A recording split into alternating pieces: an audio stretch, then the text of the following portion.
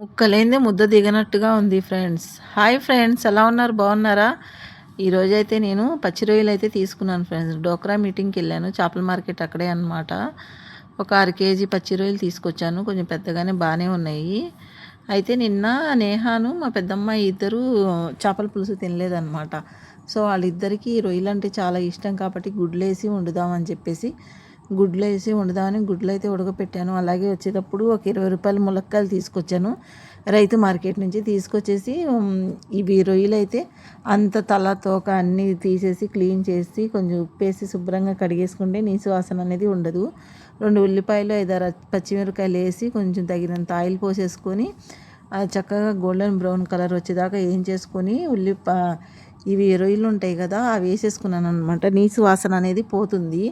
ఆ నీసు వాసన పోయే ముందు నేను ఏం చేశానంటే ఈ ములక్కాయలు కూడా వేస్తే తొందరగా మగ్గిపోతుందని ములక్కాయలు వేసేసి కొంచెం ఉప్పు వేసి కొంచెం పసుపు వేసి కొంచెం అలా కదిపేసి మూత పెట్టేశాను అనమాట. అవే చక్కగా నూనెలో మగ్గిపోతాయని. మగ్గిన తర్వాత నేను కారం అయితే నీసు కూరలో అయితే కారం ఎక్కువ వేయాలి.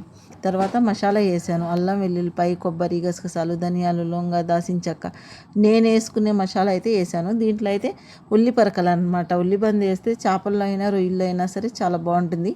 అవి ఉల్లిపాయలు వేగేటప్పుడే వేయాల్సింది, నేను మర్చిపోయాను ఫ్రెండ్స్. అసలే వంట చేసేటప్పుడు ఈరోజు చాలా లేట్ అయిపోయింది అనమాట, నేను అటు ఇటు వెళ్ళొచ్చేటప్పటికి. సో ఇదిగో లాస్ట్కి నా కర్రీ అయితే ఇదిగో ఇలా ఉంది. ఎంత మంచి వాసన వస్తుందో.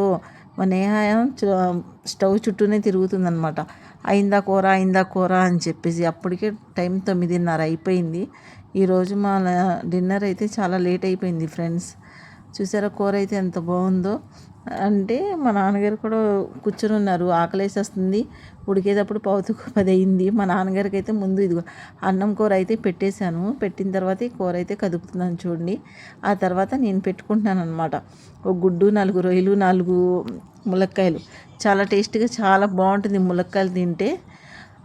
ఇక సీజన్ అయిపోయింది అనుకుంటా, సన్నగా ఉన్నాయి ములక్కాయలు, అయినా సరే తీయగా బాగున్నాయి అన్నమాట. మీలో ఎంతమందికి ములక్కాయ కోడిగుడ్లు రొయ్యలు అంటే ఇష్టమో కామెంట్ అయితే చేయండి. 100 రూపాయలకి రొయ్యలు బాగానే వచ్చినాయి, 1/2 కేజీ. పెద్దగా ఉన్నాయి, ఒక 20-30 వచ్చి ఉంటాయేమో. చాలా టేస్టీగా చాలా బాగుంది ఫ్రెండ్స్. అసలు పడ్డ కష్టానికి ఫలితం తగ్గినట్టుగా అంత కష్టపడి వండినందుకు టేస్టీ కూర అయితే తింటున్నాను అనమాట. చాలా వేడిగా ఉంది, నాకు ఆతురతం ఎక్కువ కదా, తినేస్తున్నాను. నేహాకి పెట్టకుండా ఫస్ట్ నేనే తింటున్నాను అనమాట. నేహా రాసుకుంటుంది వర్కులు. నచ్చితే లైక్ చేయండి, షేర్ చేయండి, కామెంట్ చేయండి, సబ్స్క్రైబ్